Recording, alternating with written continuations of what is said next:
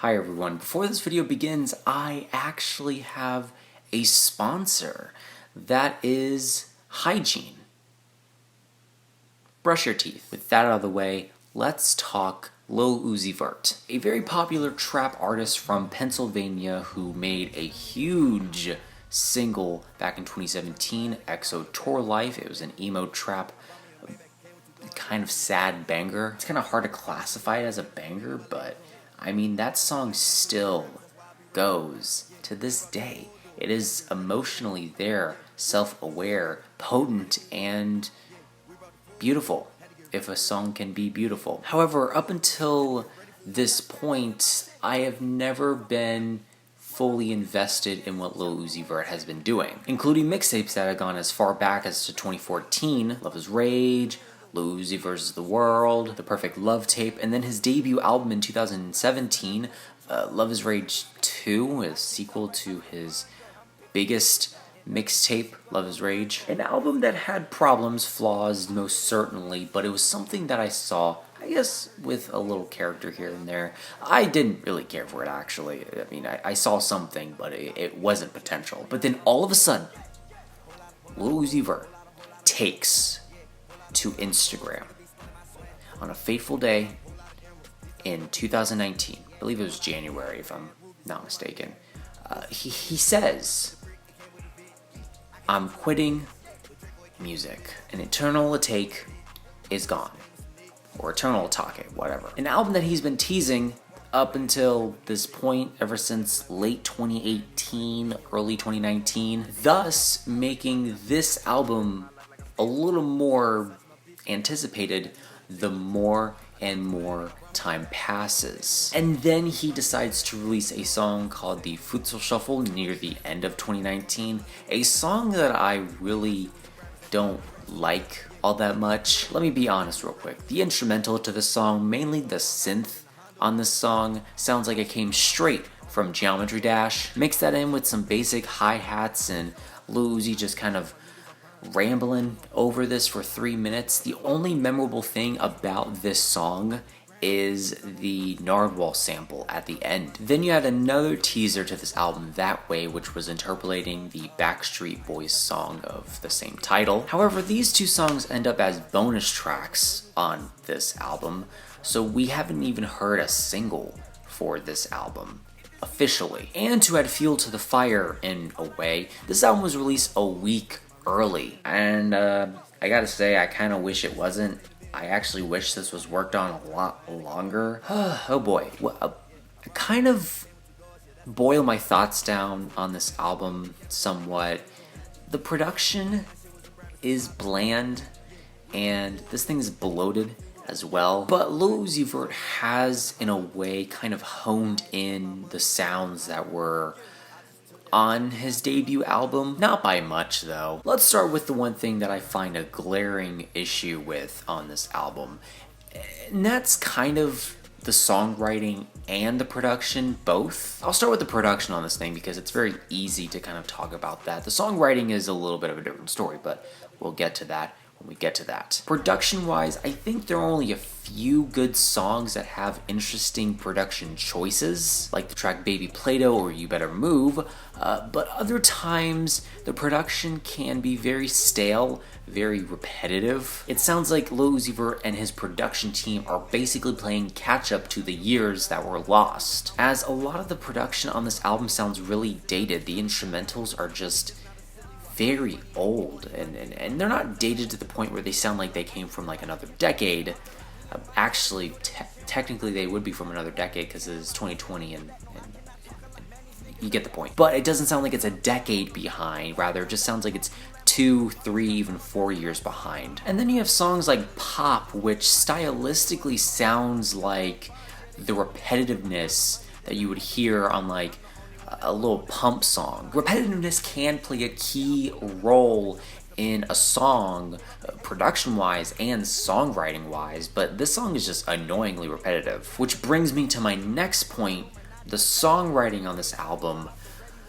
Yikes, man. I've heard Lil Uzi Vert spit better lyrics than what is on Pop. Make your bitch wanna pop, make your bitch wanna pop, make your bitch wanna pop. You know why I can't say the first part. Or the song P2, which I can admire, has more of a lyrical diversity to it, but this just completely rips off the flow of EXO Tour Life. And you might be wondering, well, Ian, wait a minute. It is P2, which stands for Part 2, which could easily bridge the gap between EXO Tour Life, Lil Uzi Vert's biggest single, and this song. However, this song does not feel like a stylistic successor to EXO Tour Life, rather it just feels like a reiteration of what EXO Tour Life is doing. From the inflection to the production of the song, it is literally verbatim, copy and paste. You're literally using the song to garner more attention to yourself.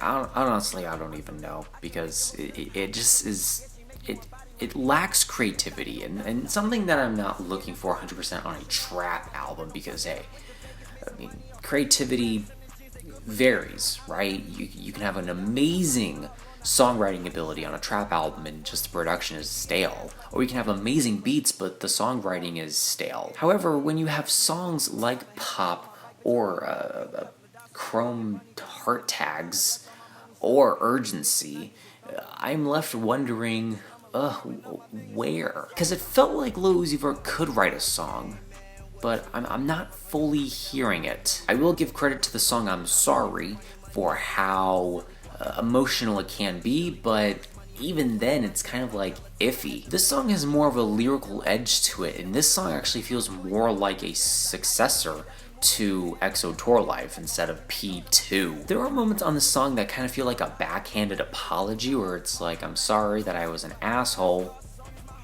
Oh well. But I guess I'll give him credit, even though I'm someone that knows when I'm getting the bare minimum of something.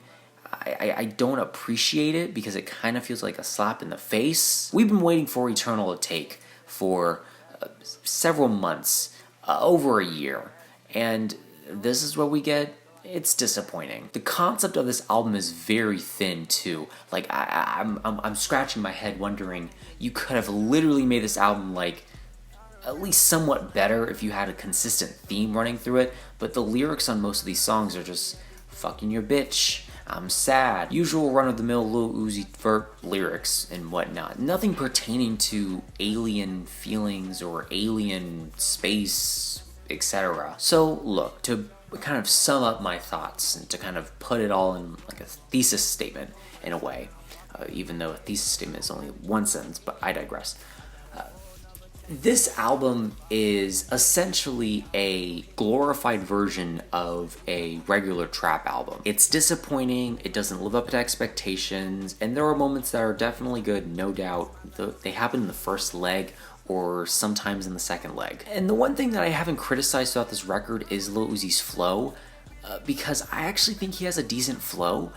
It just needs to be complemented with an interesting instrumental. The instrumentals on this album aren't interesting, and to point out anything, it's just trap, hi-hats, a little bit of ambience, vocals. I said this before, but I'll say it again. It's essentially Lil Uzi Vert playing catch-up to the trends that were occurring in 2017. So while I don't hate this album, there are certainly aspects that I enjoy of it, it's just very disappointing.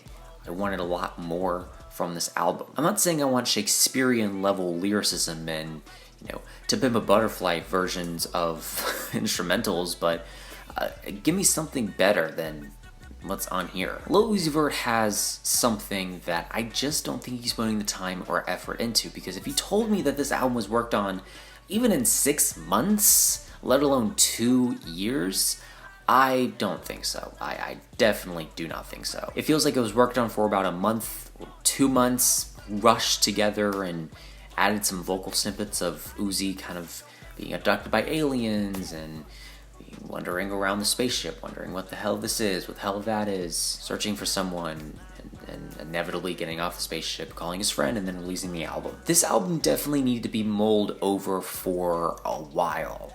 I would much rather wait another 6 months or another year for a better version of this album, because what we have here is essentially a rough draft of Eternal Atake, or what Eternal Atake could be. So while I don't begrudge anyone for liking or loving this album, and I understand why some people will, I just find this to be very middle of the road and run-of-the-mill trap. In a sea of run-of-the-mill and generic trap, it's nothing groundbreaking. At least, and I'll give him credit, at least Lil Uzi Vert tried on a concept, but it runs very thin. So moments here and there that I enjoy, but overall, I'm not loving this record or even liking it slightly. It's a very moderate C minus. Like it's so moderate, its name is Joe Biden. But either way, thank you so much for watching. I hope you enjoyed. Leave a like, dislike if you disagree, comment, share, vote on the poll. It's in that little I, the I thing. You understand what that means, I hope. Let me know how I can improve future videos down below, and remember...